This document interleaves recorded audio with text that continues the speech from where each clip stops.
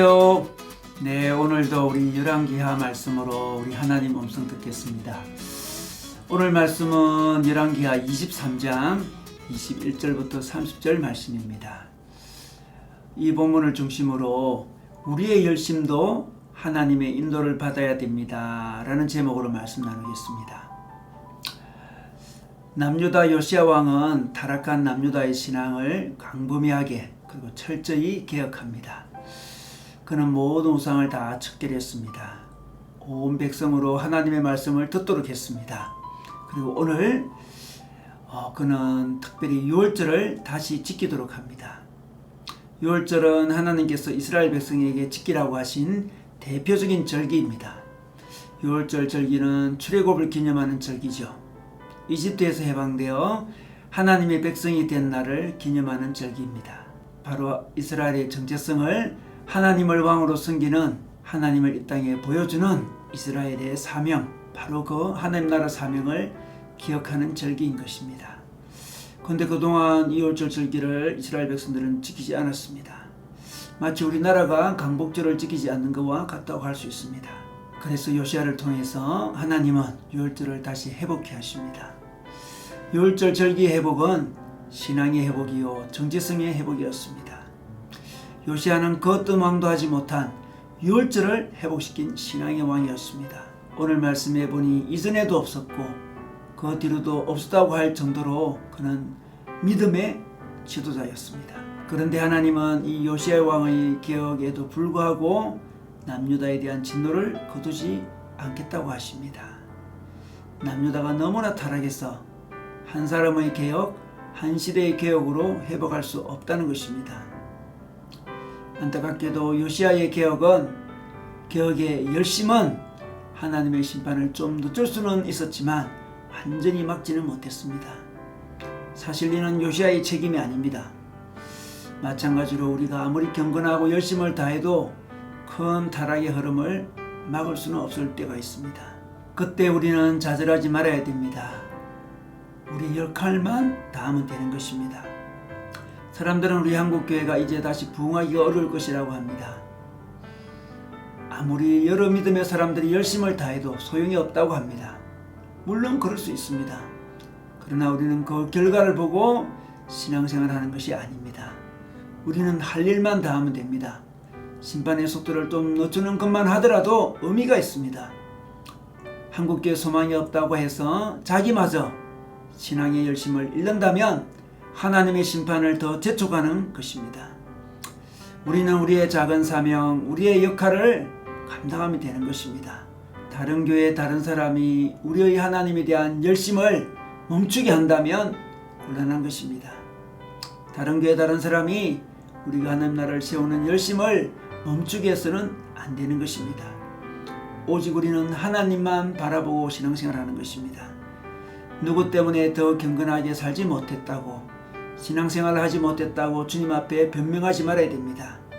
주님은 각자와 대면하시기를 원하십니다.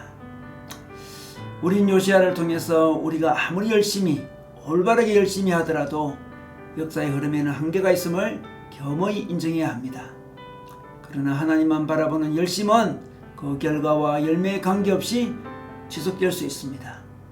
우리의 열심이 하나님의 인도를 받을 때 그 어떤 상황에서도 그 어떤 결과가 내다 보여도 지속될 수 있는 것을 보여주고 있는 것입니다. 그리고 요시야는 31세 때 불행하게 죽는 일이 발생합니다. 이집트의 바르노고 왕이 아시리아와 동맹하여 바빌론과 싸우려고 아시리아로 군대와 함께 가고 있었습니다. 당시 아시리아는 지는 나라고 바빌론은 떠오르는 나라였습니다. 주변 나라들이 다 바빌론에 대해서 경계하고 있었죠. 이집트는 아시리아와 동맹해서 바빌론을 대항하려고 했습니다. 그런데 이집트 군대가 아시리아로 가려고 하면 이스라엘을 지나가야 됩니다. 그런데 요시야 왕이 이 이집트 군대를 막았습니다. 물론 이스라엘 영토로 들어오기 때문에 막을 수 있습니다. 그러나 남유다를 치기 위해서 오는 것이 아니라 바빌론을 치기 위해서 오고 있는 것입니다. 잠시 길을 빌리는 것 뿐이었습니다. 그런데 이때 요시야가 판단을 잘못합니다. 그는 늘 남유다를 괴롭히던 아시리아가 지금 바빌론에게 망하고 있는데 이집트가 아시리아를 돕는 것을 그는 원치 않았습니다. 인간적으로 막고 싶었습니다. 그리고 이스라엘 땅으로 들어오는 이집트 강대국이었지만 허락하고 싶지 않았습니다. 이것은 요시아의 인간적인 열심이었습니다. 그러나 하나님의 뜻은 바빌론에게 모든 민족이 멸망하는 것이었습니다. 우리의 선한 열심도 한계가 있지만 우리의 인간적인 열심도 잘못될 수 있음을 보여주고 있습니다. 이때 그는 이집트를 막아서면서 전쟁하다가 전사하게 되는 것입니다. 우리는 우리 삶에 열심을 다해야 됩니다. 그러나 우리의 올바른 열심도 모든 문제를 다 해결할 수 없음을 알고 겸손히 결과에 관계없이 하나님의 인도에 따라 최선을 다하면 됩니다. 그리고 우리의 열심은 어느 순간 왜곡될 수 있음을 알아야 합니다. 열심히 하다 보면 어느 순간 하나님의 점검을 생략할 수 있습니다. 하나님 인도를 받지 못할 수 있습니다. 자기가 아무리 열심히 직장생활하고 아무리 열심히 신앙생활하고 교회생활하고 자기 삶에 열심을 다한다 할지라도 하나님 인도를 받지 못하는 순간 그 열심은 도리어 해가 될 수 있다는 것을 우리는 오늘 말씀을 통해서 알 수 있습니다. 그러므로 우리는 열심히 하지 않는 마음도 문제지만 열심히 하나님 인도 없는 열심이 또 문제가 될 수 있음을 알아야 합니다. 그러므로 우리는 그 어떤 것보다 열심히 하나님과 교제하는 것, 하나님의 음성을 듣는 것에 더 큰 열심을 보여야 됩니다. 그리고 하나님의 인도에 따라 우리의 열심을 다해야 됩니다. 오늘도 우리는 하나님과 더불어 하나님의 인도에 따라 우리의 신앙과 우리의 삶에 열심을 다하기를 주님의 이름으로